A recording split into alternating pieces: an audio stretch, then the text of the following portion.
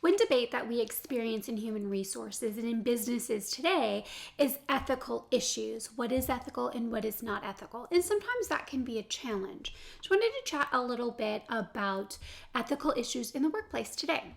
Now, an ethical workplace is comprised of ethical principles set by the company and set by the top leaders within that company. And this typically consists of transparency, honesty, confidentiality, and respecting the rights of others. Transparency supports trust in relationships with all stakeholders. It also discloses details about dealings, transactions, and even processes. Honesty reflects a commitment for truthfulness and fairness. It also helps avoid conflicts of interest and the use of bribery. Confidentiality agrees not to share or make public personal information. Confidentiality also respects proprietary information consistent with legal requirements and best practices. And finally, protecting the rights of others aims for conduct that respects others' safety, well-being, and privacy.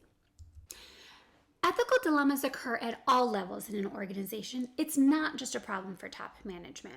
And in many cases, there's no one clear solution to a problem.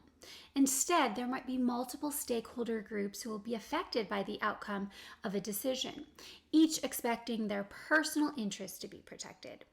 Now, managers must make ethical decisions even when it's impossible to know the consequences of that decision.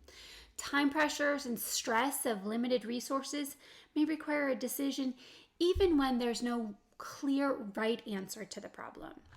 The first step in ethical decision making is to recognize this is the decision that involves a choice between a variety of alternatives. It may be more about what is right than about what is legal.